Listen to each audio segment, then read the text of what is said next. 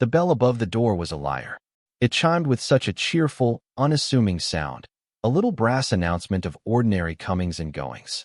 For me, it was the starting pistol for a race I always lost, a frantic scramble to arrange my face into something neutral, something that didn't betray the fact that I'd been watching him again. From my perch behind the worn oak counter of my own bookstore, I had a perfect, unobstructed view of Ethan wrestling with a shipment of new hardbacks, and my life had somehow shrunk to the dimensions of this single, obsessive vantage point. My world was paper and ink, the scent of aging glue and dust motes dancing in the slanted afternoon light.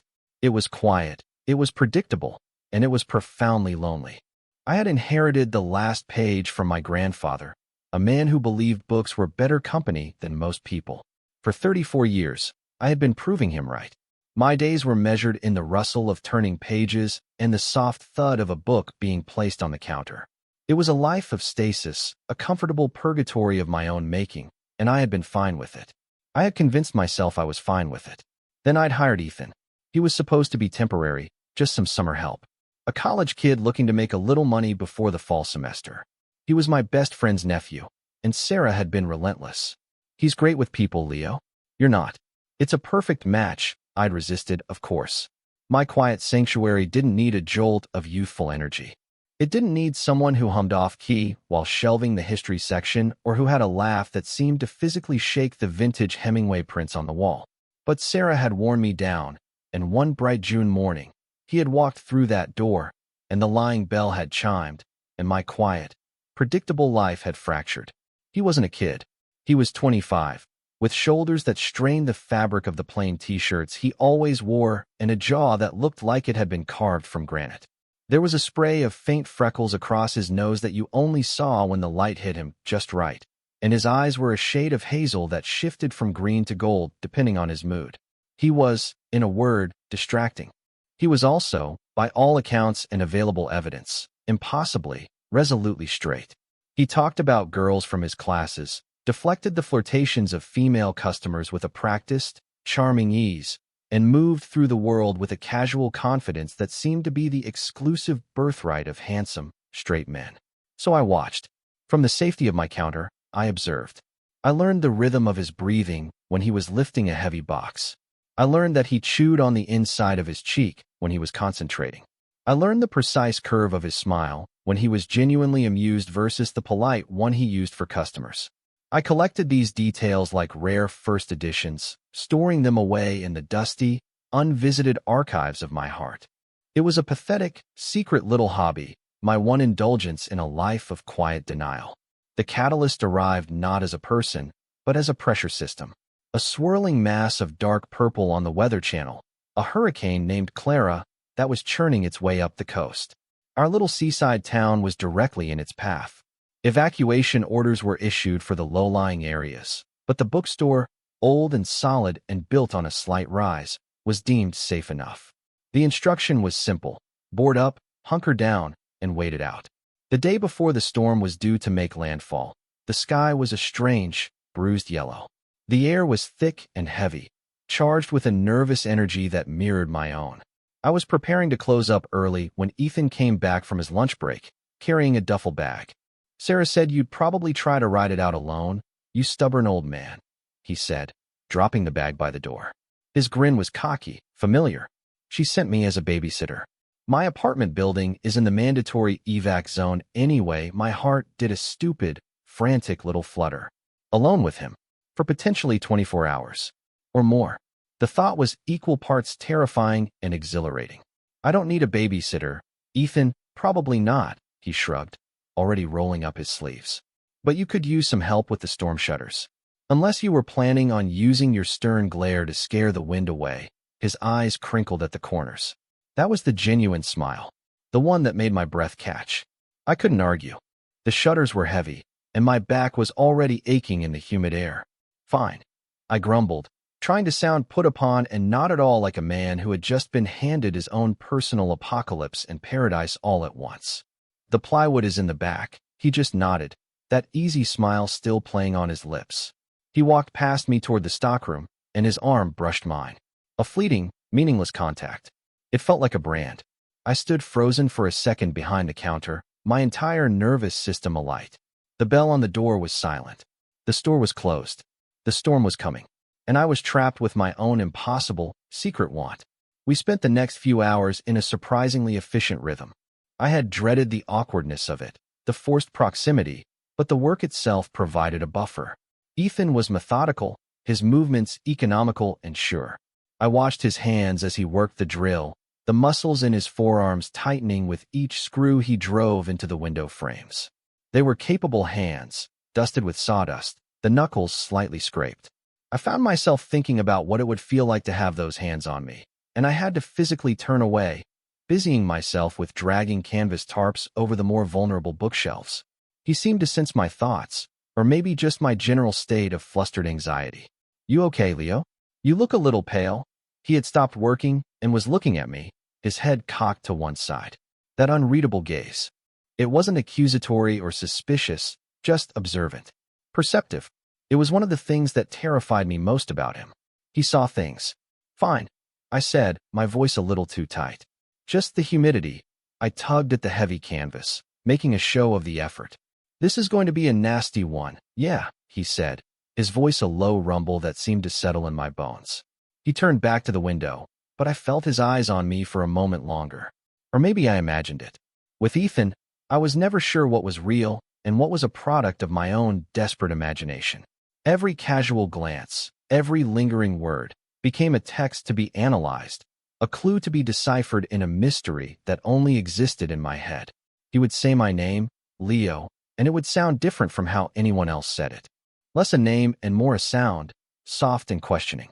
He'd lean over the counter to look at a book I was cataloging, and the clean, faint scent of his laundry detergent and something uniquely him, like fresh air and warm skin, would fill my senses, making my thoughts scatter like startled birds.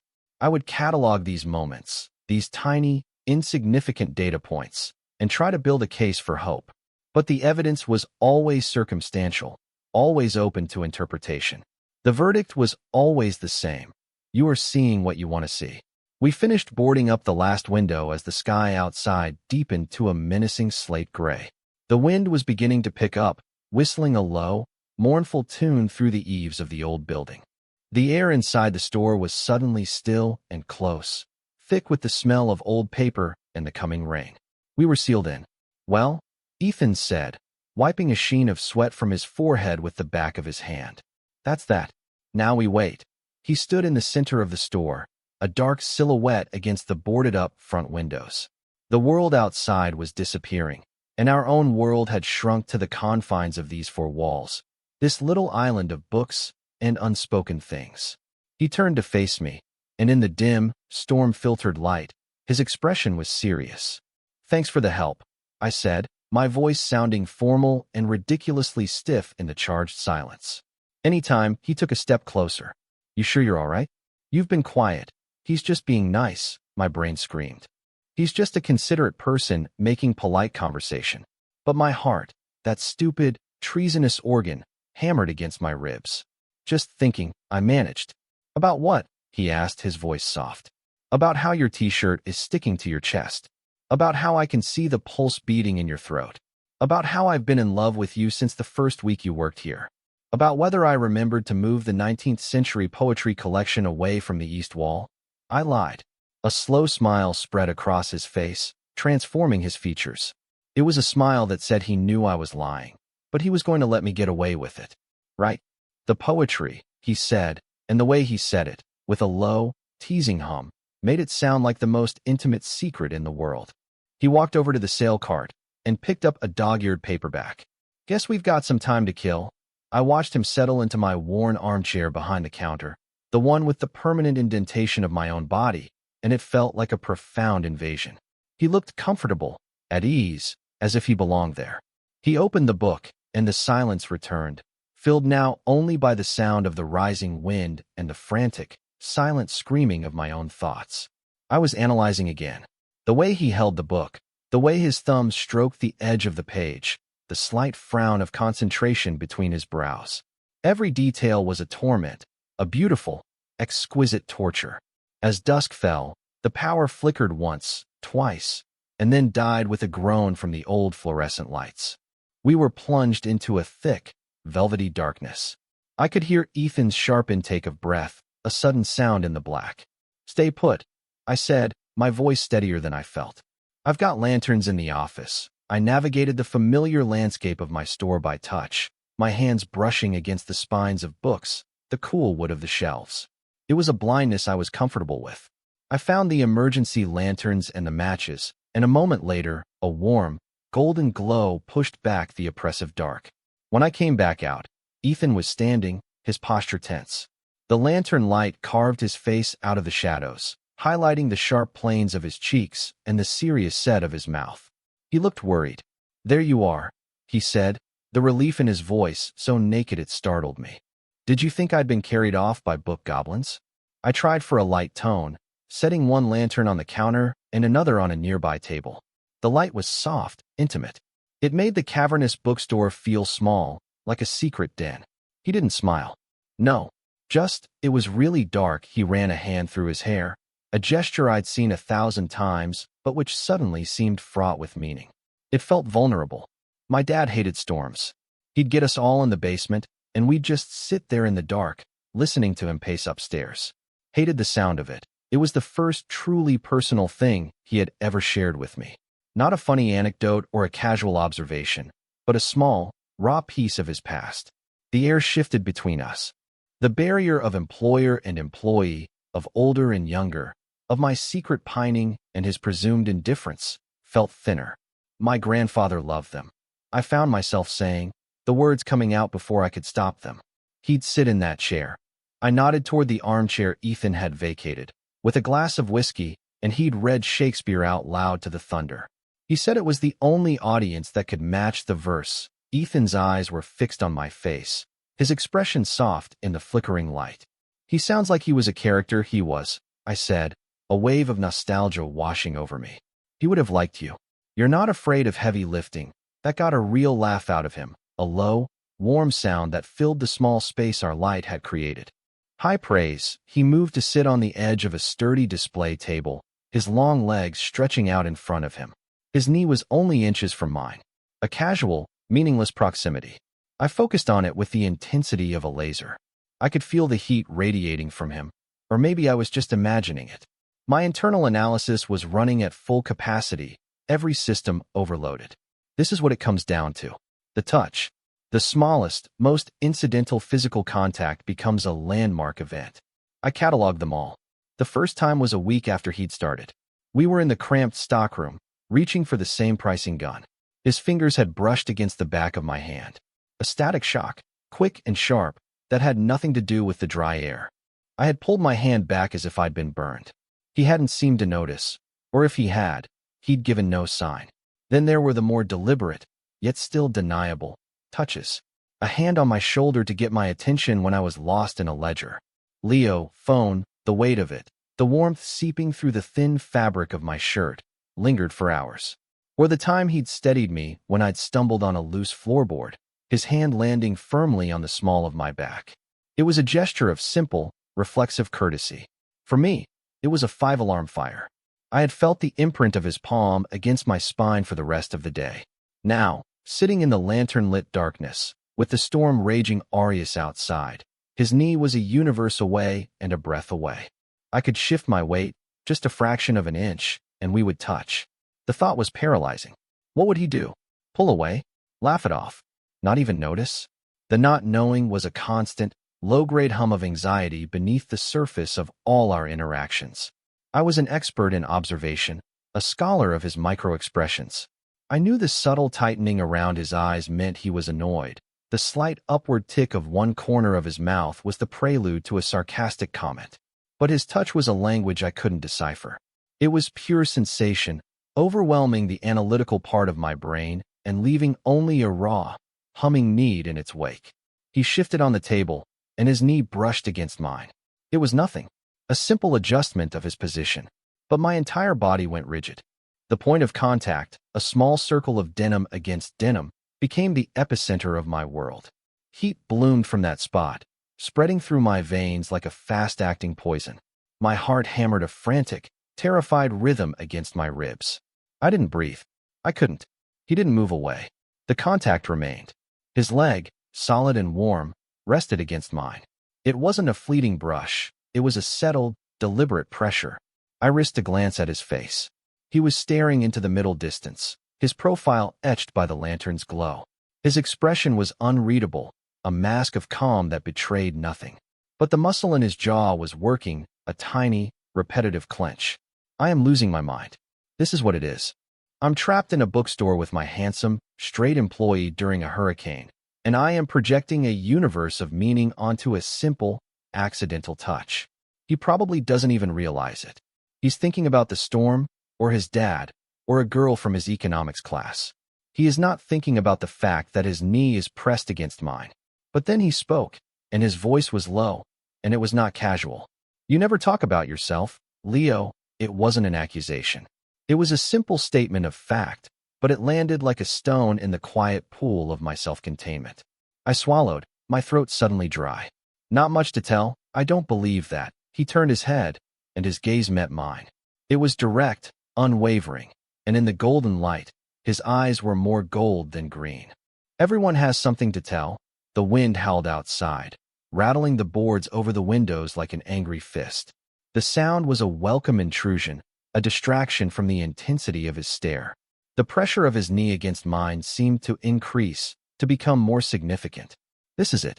The moment where I could say something. Something real. I could tell him about the crushing loneliness that had been my constant companion since my grandfather died. I could tell him about the string of failed, furtive relationships in my 20s that had taught me to be cautious, to be quiet, to expect disappointment. I could tell him that watching him walk through my store every day was the brightest, most painful part of my existence. I said none of those things. I like books, I said, the words sounding feeble and pathetic to my own ears. I like quiet. It's a simple life. He held my gaze for a long moment.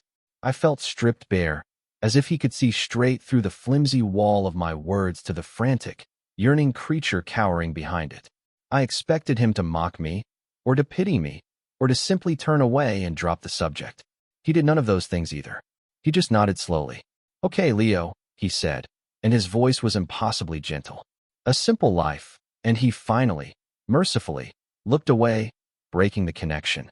But his knee was still there, a warm, solid anchor in the swirling storm of my thoughts. The shared experience of the storm stripped away the daily artifice of our relationship. We were no longer just the quiet owner and the charming clerk. We were two people in a box, waiting for the world to stop trying to tear itself apart.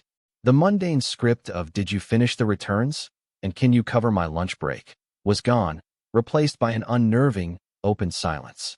To fill it, I did something I hadn't done in years.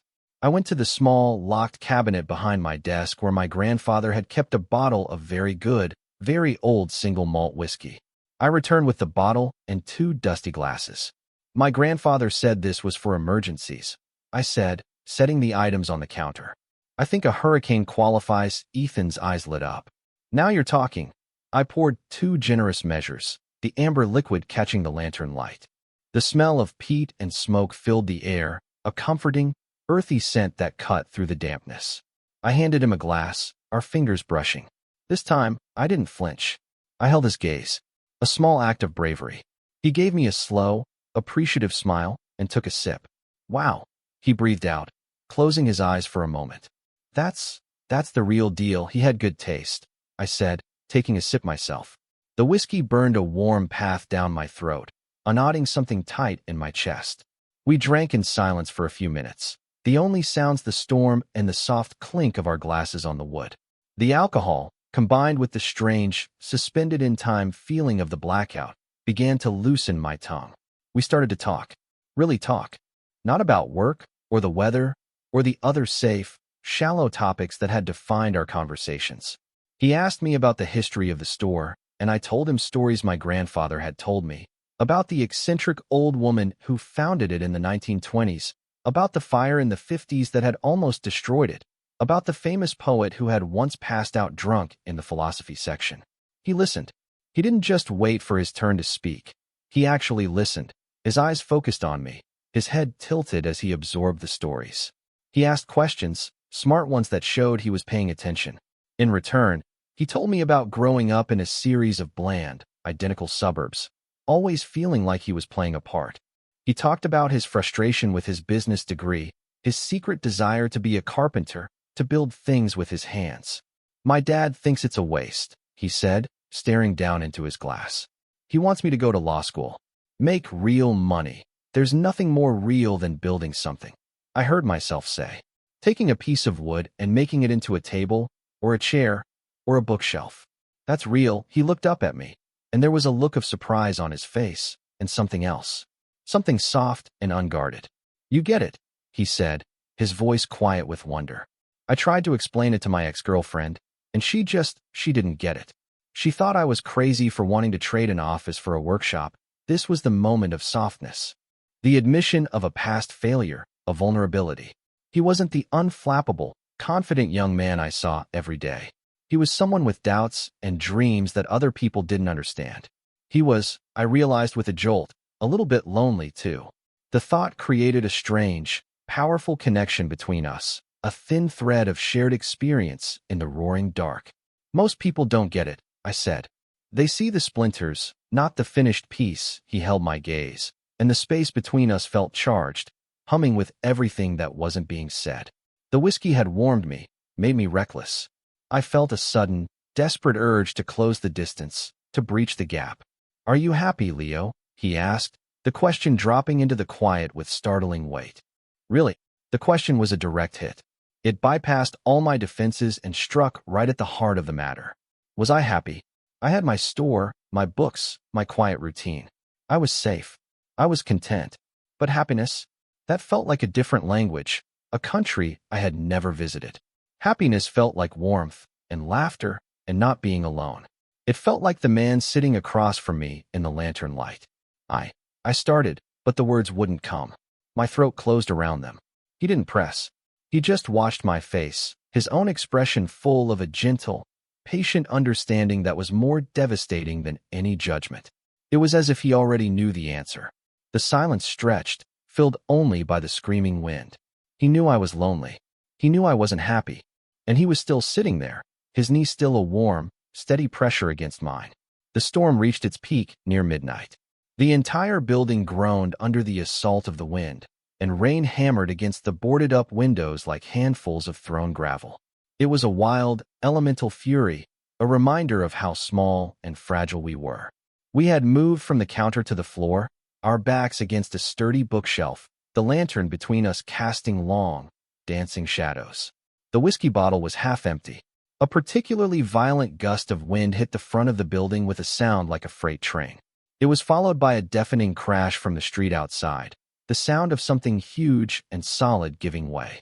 I jumped, a purely involuntary reaction, my muscles tensing. Instantly, Ethan's hands were on my shoulders, steadying me.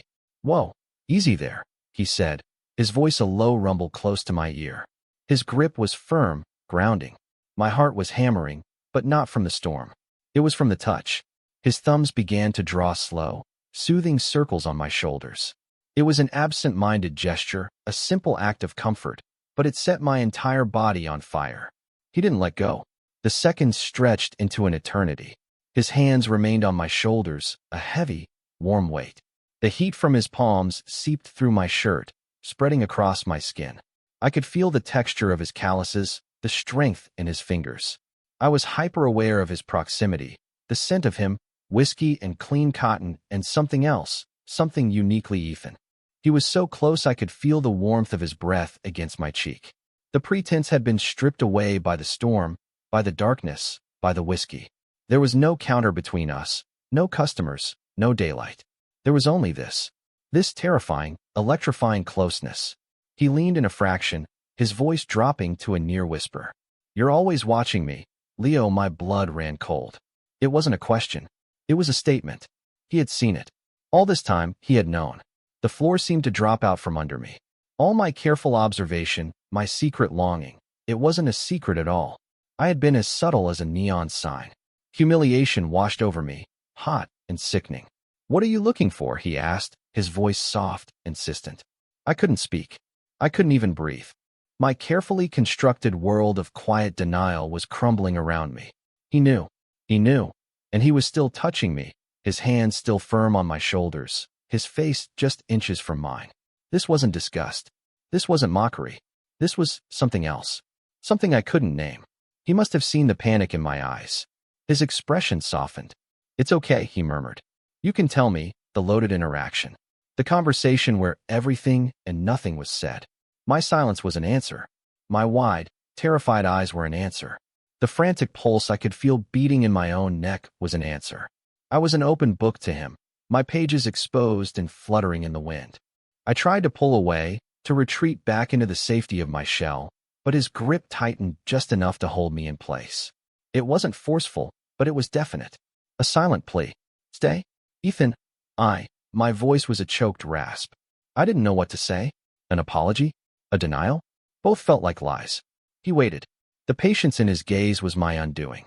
He wasn't pushing me, wasn't demanding an answer. He was just waiting, holding the space for me to be honest for the first time. The wind howled, a perfect soundtrack for the tempest inside me. I had to say something. The silence was becoming a physical weight, pressing down on my chest, crushing me. I closed my eyes. I couldn't bear to look at him, to see the pity or the rejection on his face when I finally said it. The words felt like they were being torn from my throat, ragged and raw.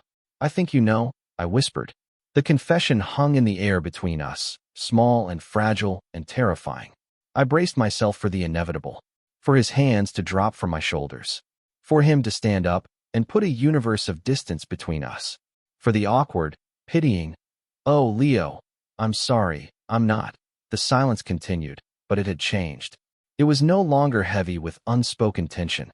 It was vibrating with it. I felt him shift, a slight movement. I kept my eyes squeezed shut, a coward to the very end. Then I felt his fingers on my chin.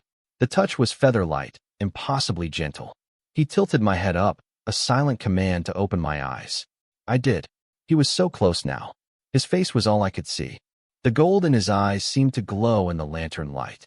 His expression was one of intense, unwavering focus. There was no pity there, no disgust, only a profound, heart-stopping seriousness. He let go of my shoulders, but his hand remained on my chin, his thumb stroking softly along my jawline. I shuddered at the contact. He moved slowly, deliberately. He stood up, pulling me with him. My legs felt unsteady, like they might not hold me. We were standing in the middle of the dark, silent bookstore, the storm raging around our little bubble of impossibly charged air. He glanced toward the front door, toward the boarded-up windows that separated us from the world. His gaze was sharp, focused. Then he turned back to me. He took a step toward the door, his hand still holding my gaze, and I heard it. The slide of the deadbolt. A heavy, metallic chunk. It was a ridiculous gesture. The door was already locked. The windows were boarded. The hurricane had sealed us in more securely than any lock could. But the action was not about security. It was symbolic. It was a declaration. He was closing the door on the outside world, on everything that wasn't this. That wasn't us. He walked back to me, his steps slow and measured. He stopped just in front of me, so close I could feel the heat of his body. He lifted his other hand, cupping my face, his palms warm and rough against my skin. His hazel eyes searched mine, looking for something. Permission, maybe, or fear. He would find both. His voice, when he spoke, was a low, rough whisper that went straight through me. "Nobody's looking." And then he closed the small, remaining distance and kissed me. It wasn't a tentative, questioning kiss. There was no hesitation. It was a kiss of profound, startling certainty. His lips were soft, warm, and they tasted of whiskey and something that was just him. It was slow. It was deliberate. It was the most honest thing I had ever experienced. All the years of silent watching, of hopeless yearning, of analyzing every glance and touch, it all dissolved in that one, perfect, irrefutable moment of contact. My hands, which had been hanging uselessly at my sides, came up to grip his waist, holding on to him as if he were the only solid thing in a world that had just been completely upended. He made a low sound in the back of his throat, a sound of affirmation, of relief, and deepened the kiss. His arm slid around my back, pulling me flush against him. I could feel the solid wall of his chest, the thud of his heart beating a frantic rhythm that matched my own. This was real. It wasn't my imagination. It wasn't a projection of my own desperate want. It was Ethan, his mouth on mine, his hands holding my face, his body pressed against me in the heart of a hurricane. The storm outside was nothing compared to the one that had just broken inside me. A storm of disbelief, of terror, of a joy so sharp and overwhelming it felt like pain. He broke the kiss slowly, resting his forehead against mine. I kept my eyes closed, trying to commit every sensation to memory. The feeling of his breath on my lips, the rough texture of his stubble against my skin, the solid weight of him against me. I was shaking. "Leo," he whispered, his voice thick. I opened my eyes. His were inches from mine, dark and serious. The playful, cocky mask was gone. In its place was a raw vulnerability that mirrored my own. "You have no idea," he said, his voice cracking on the last word. "No idea how long I've wanted to do that." The words hit me with the force of a physical blow. All this time, it wasn't just me. My silent, one-sided obsession hadn't been one-sided at all. He had been watching me, too. The realization was staggering, a paradigm shift that rearranged the entire history of our acquaintance. Every lingering look, every casual touch, they hadn't been figments of my imagination. They had been real. They had been questions he was asking, and I had been too afraid to answer. I couldn't form words. I just stared at him, my mind reeling. He must have seen the shock and disbelief on my face, because a small, wry smile touched his lips. "You're a hard man to read, Leo," he murmured. I thought I was going crazy. I thought maybe I was seeing things. He was quoting my own thoughts back to me. The irony was so thick I could have choked on it. All this time, we had been two people living in the same secret, agonizing story, each of us convinced we were the sole author. I finally found my voice, though it was just a whisper. You're not straight," he laughed, a low, breathy sound. "Does this feel straight to you?" He leaned in and kissed me again, a quick, firm press of his lips that sent another jolt through me. Labels are complicated. All I know is, I want this. I want you. I didn't know how to respond to that kind of directness, that kind of certainty. I wasn't built for it. I was built for nuance and subtext and quiet pining. He was speaking a language I was only just beginning to learn. So I responded in the only way I could. I laced my fingers behind his neck, pulled him down, and kissed him back with all the pin-up years of longing I had kept locked away. And for the first time, it wasn't a lonely act of imagination. It was a conversation. I woke to silence. A profound, ringing silence that was more jarring than the howl of the storm. The wind had died. The rain had stopped. I was lying on a makeshift bed of blankets on the floor of the philosophy section, and I was alone. Panic, cold and sharp, seized me. I sat up, my heart pounding. The lantern had burned out, and the store was filled with a dim, gray morning light filtering through the cracks in the boarded-up windows. A thin line of water had seeped under the front door, puddling on the old hardwood floors, but otherwise, the store was untouched. It was the same as it had always been, except everything was different. "Ethan," I called out, my voice rough with sleep. No answer. The silence pressed in. My mind, my old, familiar enemy, started racing. It was a mistake. A product of the storm, the whiskey, the confinement. A moment of madness. He woke up in the light of day, filled with regret and disgust, and he left. He couldn't even face me. The beautiful, impossible dream of the night before curdled into the sour certainty of morning after humiliation. I had misread everything. Again, I scrambled to my feet, my body aching from sleeping on the floor. I looked around the empty store, my chest tight with a familiar, crushing loneliness. He was gone. Of course, he was gone. Then I heard it. A soft, rhythmic scraping sound coming from outside. I walked to the front door, my legs feeling heavy and unsteady. I peered through the small mail slot. The street was a mess of fallen branches and debris, but the sun was breaking through the clouds.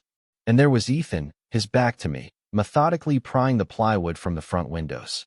He wasn't gone. He was working, as if it were any other morning. The relief was so intense it made me dizzy. But it was immediately followed by a fresh wave of anxiety. What did this mean? Was he just pretending last night never happened? Was we going to go back to being employer and employee, the air between us thick with the toxic smog of an unspoken, regrettable event? The thought was unbearable. I unbolted the door, the deadbolt he had so deliberately thrown, and pushed it open. The hinges creaked in the quiet morning. Ethan stopped what he was doing and turned around. He looked tired. There were dark circles under his eyes, and his hair was a mess. He was wearing the same clothes as yesterday, now rumpled and worn. He looked at me, and his expression was unreadable. That familiar, frustrating mask was back in place. My stomach sank. We just stood there for a long moment, the cool, clean air of the post-storm world washing over us. The silence was excruciating. We were avoiding eye contact. We were two strangers who knew the most intimate details of how the other tasted. The storm passed, I said finally, the words sounding stupid and obvious. Yeah, he said, his voice flat. He turned back to the window and gave the board a hard yank. It came free with a screech of protesting nails. He didn't look at me. This was it. The retreat. The morning after regret. I felt a fool. A pathetic, lonely old fool who had let a flicker of hope burn him. I should have known better. I turned to go back inside, to retreat to the safety of my books, to lick my wounds in private. I'll start cleaning up the water, I mumbled, my voice thick with a disappointment so bitter it felt like I could taste it. Leo, his voice stopped me. It was quiet, but it cut through the morning air. I stopped, my back still to him, unable to turn and face the pity I was sure I would see on his face. I heard the thud of the plywood hitting the sidewalk. I heard his footsteps. He came up behind me, so close I could feel his body heat. He put his hand on my arm, and I flinched. His fingers tightened, not painfully, but firmly. A silent plea. Don't pull away. Last night, he said, his voice low and right beside my ear. That wasn't a mistake. I squeezed my eyes shut. I couldn't trust it. It was too much to hope for. It wasn't the storm, and it wasn't the whiskey, he continued, as if reading my thoughts. It was me. It was you. It was overdue. I slowly turned to face him. He looked exhausted, but the mask was gone. In its place was a raw, aching sincerity. His eyes were wide, searching mine, full of a nervous hope that mirrored my own. I woke up this morning, he said, his voice dropping even lower. And I panicked. I saw you sleeping, and you looked so peaceful. And I thought, what have I done? I've just completely destroyed your quiet, simple life, my quiet, simple, lonely life. I came out here to get some air, he went on, his gaze dropping to the ground for a second before meeting mine again. To think. And all I could think about was, I don't want to go back. I don't want to pretend I don't spend half my day watching you when you're not looking. I don't want to pretend my heart doesn't beat a little faster when you say my name. It was too much. The directness, the honesty. It was overwhelming. I didn't know how to process it. My entire world had been built on unspoken things, on hints and guesses. He was tearing it all down and building something new, something terrifying and beautiful, right in front of me. He saw the conflict on my face. He took my hand, his calloused fingers lacing through mine. The fit was perfect. It felt like coming home.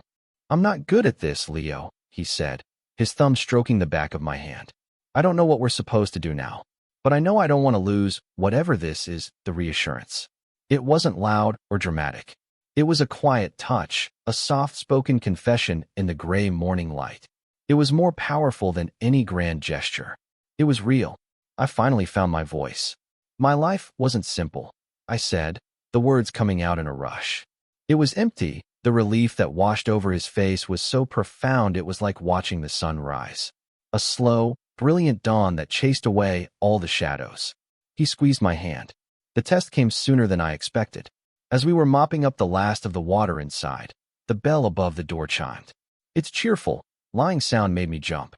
Mrs. Gable, one of my most devout regulars, peered inside, her face a mixture of curiosity and concern.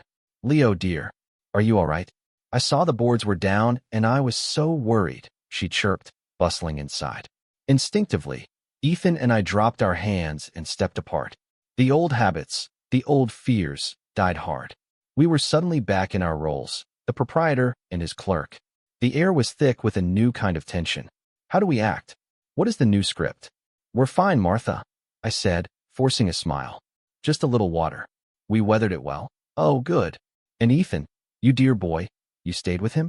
That was so good of you. She beamed at him. Ethan gave her that charming, practiced smile, the one that always made my stomach clench with a bitter, jealous ache. But this time, as he smiled at her, his eyes flickered to me for a fraction of a second. It was a quick, secret glance, but it was packed with meaning. It said, "We're okay. This is just for show. The real thing is still here." It was a small thing, but it was enough. It was an anchor in the sudden, confusing return to normalcy. We spent the rest of the day in a strange dance of public propriety and private signals. A shared look over a customer's head. A deliberate brush of his arm against mine in the narrow aisle of the biography section. Each secret contact was a reaffirmation, a promise whispered in a language only we understood. The fear inside me began to recede, replaced by a fragile, tentative hope. Maybe, just maybe, this was real. Maybe it would last past the storm.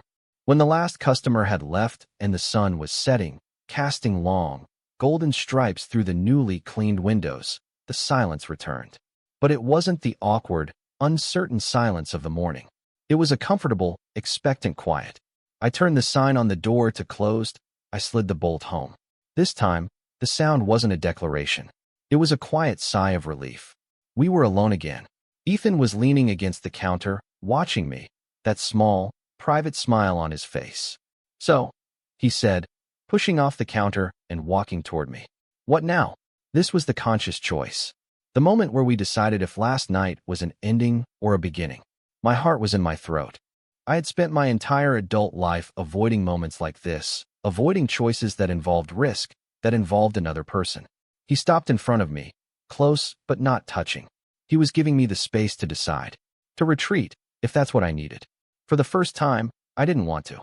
The fear was still there, a faint, familiar hum in the back of my mind, but it was drowned out by a much more powerful feeling. The terror of going back to the way things were. Back to the empty quiet. Back to watching him from a distance. I reached out and took his hand. His fingers curled around mine instantly, his grip firm and sure. "I have a bottle of wine at my place," I said, my voice steady. "It's not as good as my grandfather's whiskey, but I'm sure it's perfect," he said, his eyes shining. He brought my hand to his lips and pressed a soft kiss to my knuckles. "Lead the way." My apartment was just above the bookstore, a place as quiet and dusty as the shop below. It was filled with books and solitude. I had never brought anyone here before. Not really. The thought of Ethan seeing this private, personal space was both terrifying and thrilling. He stepped inside and looked around, his gaze taking in the towering stacks of books, the worn furniture, the faint scent of tea and old paper that always clung to the air. I held my breath, waiting for a judgment, a joke about me living like a hermit. "It smells like you," he said softly, a look of deep contentment on his face. "I like it." He walked over to my reading chair by the window, the twin to the one downstairs, and ran his hand over the worn leather. "It feels like home."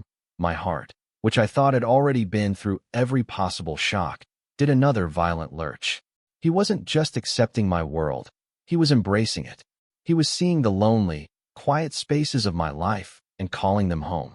I opened the wine, my hand shaking slightly. We didn't talk much. We didn't need to. We sat on the old, comfortable sofa, a little space between us, and drank our wine. The setting sun filled the room with a warm, rosy light. I watched the way the light caught in his hair, the way his throat moved when he swallowed. I was observing him again, but it was different now. The desperate, analytical edge was gone. In its place was a sense of wonder, of quiet gratitude. I wasn't trying to decipher a mystery anymore. I was simply appreciating a view I had been given the profound, unexpected gift of seeing up close. He turned to me, his glass empty. "Hey, Leo," he said, his voice a low murmur in the quiet room. "Yeah. Come here." He set his glass on the floor and opened his arms.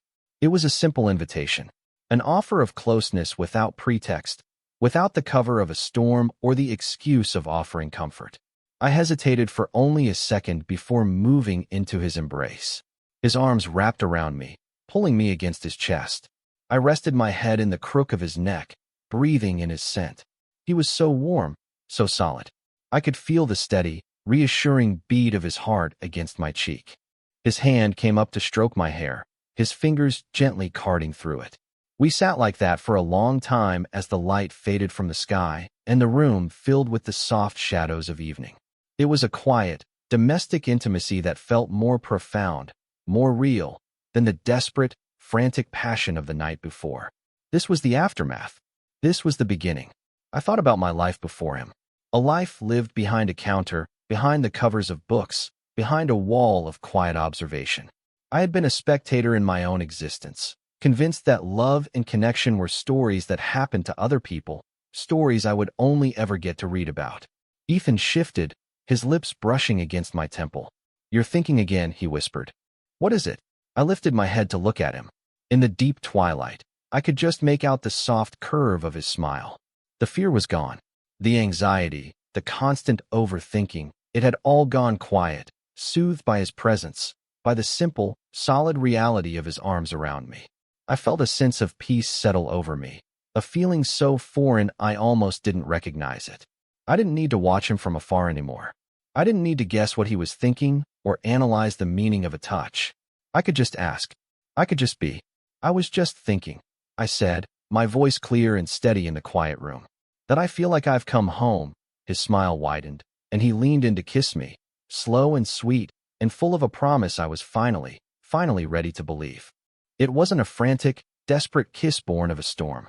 It was the quiet, certain kiss of a new beginning.